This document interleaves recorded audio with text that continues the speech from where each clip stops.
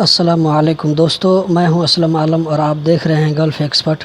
دوستو، آج کی ویڈیو میں آپ لوگوں سے ایک ریکویسٹ کرنا چاہتا ہوں، اسی لیے اس ویڈیو کو شروع سے آخر تک ضرور دیکھیں تاکہ میں آپ لوگوں سے جو کہنا چاہتا ہوں آپ سمجھ سکیں اور پھر اسی حساب سے اپنا سوال لکھا کریں۔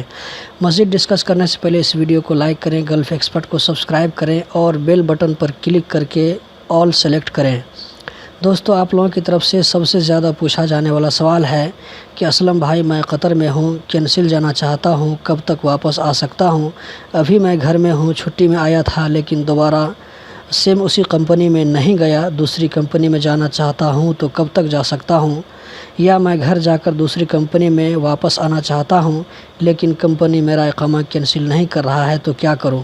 دوستو، اس طرح کے سوالات بہت زیادہ آتے ہیں لیکن اکثر لوگ پوری بات نہیں بتاتے کہ قطر کب آئے تھے، ایگریمنٹ کتنے سال کی بنی تھی، پھر کتنے سال کام کر کے گھر چلے گئے اور گھر گئے ہوئے کتنے دن ہوئے۔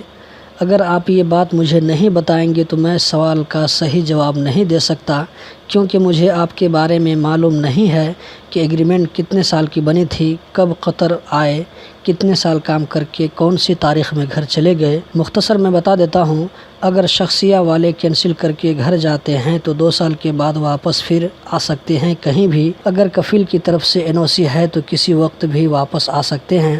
اسی طرح چھٹی میں جا کر بھی 2 سال کے بعد واپس آ سکتے ہیں، جیسا کہ دیکھنے میں آ رہا ہے۔ میں نے خود اپنی آنکھوں سے دیکھا ہے چھٹی میں جا کر واپس آتے ہوئے 2 سال کے بعد۔ جو لوگ کمپنی میں کام کرتے ہیں تو اقامہ لگانے سے پہلے ان لوگوں کی کمپنی کے ساتھ ایگریمنٹ بنتی ہے۔ مثال کے طور پر آپ کی ایگریمنٹ 2 سال کی بنی تھی، آپ 6 مہینہ کام کر کے پھر اپنا اقامہ کینسل کر کے گھر چلے جاتے ہیں تو 1.5 سال بعد آپ واپس آ سکتے ہیں۔ اگر 1 سال کام کر کے چلے جاتے ہیں تو پھر آپ کو 1 سال کے بعد واپس آ سکتے ہیں۔